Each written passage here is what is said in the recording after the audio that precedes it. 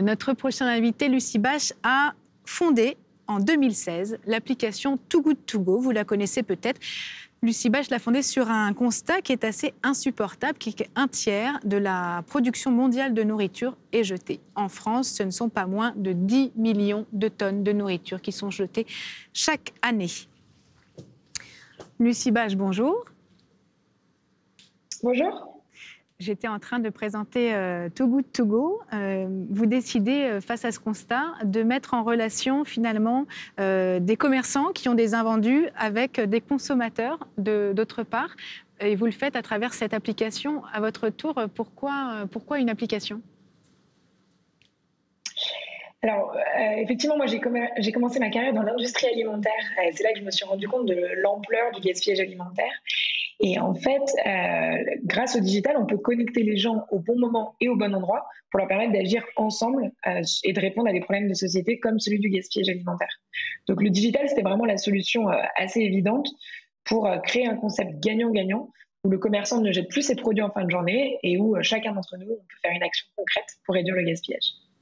Et l'application s'est donc imposée. Comment est-ce que vous l'avez conçue finalement entre le référencement d'une part, la géoloc probablement d'autre part, le paiement aussi. Comment vous l'avez réfléchi ? Ça a été compliqué, effectivement. Je pense que ce qu'on a fait de bien, finalement, c'est d'accepter de lancer des MVP, Minimum Viable Product, où l'idée, c'était tout simplement de pouvoir, dès qu'on avait une nouvelle feature sur l'appli, on la mettrait en ligne. Et ensuite, on apprenait vraiment de nos commerçants, de nos consommateurs, pour sans cesse améliorer le flow sur l'application et le service qu'on proposait, pour faire que ce soit le plus simple possible pour tout le monde de lutter contre le gaspillage alimentaire. Et donc finalement, aujourd'hui, 5 ans plus tard, on a vraiment un produit qui est bien plus celui qu'on a envie d'être, où on mêle vraiment une utilisation très simple, mais aussi l'idée d'emmener les gens dans la lutte contre le gaspillage alimentaire, de leur donner des informations sur l'impact qu'ils ont quand ils récupèrent un panier sur Too Good To Go, et vraiment de leur permettre de plus en plus de rentrer dans un acte citoyen qui leur permet de se sentir bien en fait au quotidien.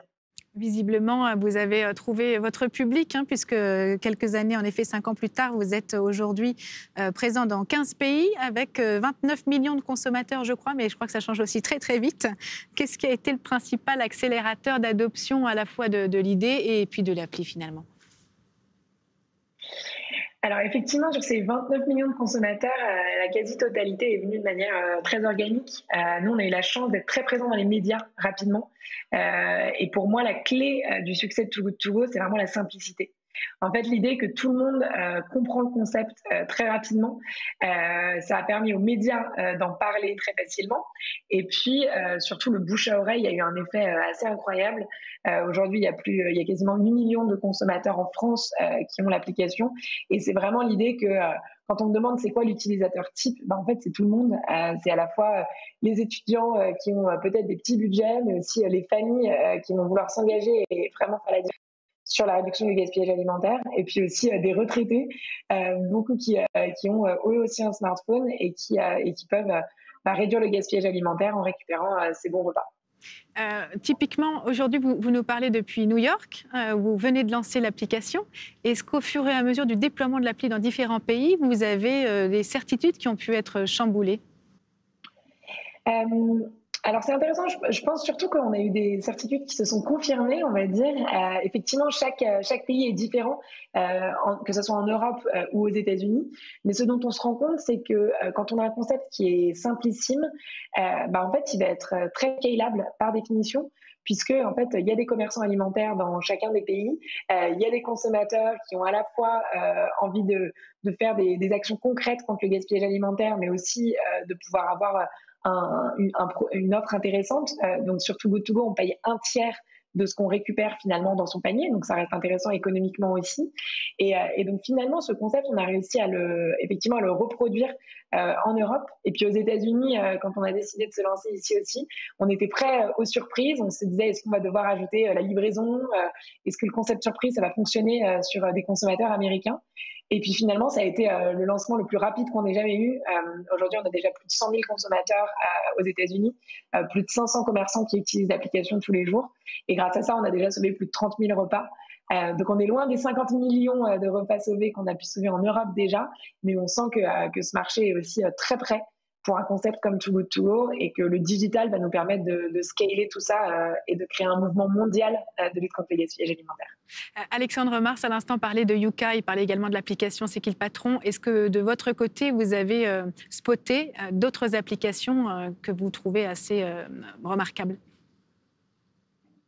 Alors c'est vrai que c'est les deux dont je parle beaucoup et puis les fondateurs sont aussi très passionnés et vraiment on sent que cette passion elle est infusée dans le produit aussi, ce qui est important.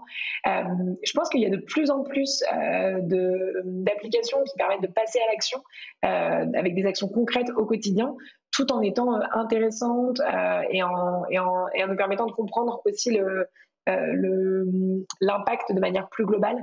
Donc c'est plutôt très positif et je sais que Yuka aujourd'hui vont se lancer aussi sur l'impact environnemental des produits et ça c'est super et on les encourage vraiment à avancer là-dessus aussi. En termes d'impact, justement, ce sera ma dernière question. Je disais qu'au sein du Next 40, il y avait 15% seulement d'entreprises qui avaient un impact social ou environnemental. Est-ce que c'est un chiffre qui vous étonne? Alors oui, ça m'étonne, tout autant que le fait qu'il y ait une seule femme qui ait été dans le Next Party aussi cette année, ça me gêne aussi. Et effectivement, je pense que le gouvernement a une vraie responsabilité de définir l'entrepreneuriat de demain comme un entrepreneuriat sociétal qui laisse un impact positif, que ce soit environnemental, social. Il y a énormément de causes qui ont besoin de l'entrepreneuriat pour être résolues aujourd'hui. Donc, on a intérêt à tous s'y mettre. Et effectivement, quand on lance une entreprise, se poser les questions de pas seulement quelle valorisation on peut atteindre, mais surtout quel impact on va pouvoir avoir et laisser derrière pour améliorer de plus en plus la société vers des valeurs qui sont plus alignées avec les valeurs qu'on veut voir dans le futur. Merci beaucoup et merci d'avoir été avec nous ce matin, parce que j'imagine que du coup il est très très tard chez vous, enfin très très très tôt, enfin bref, on n'est pas sur le même fuseau horaire, donc doublement merci. Avec grand plaisir.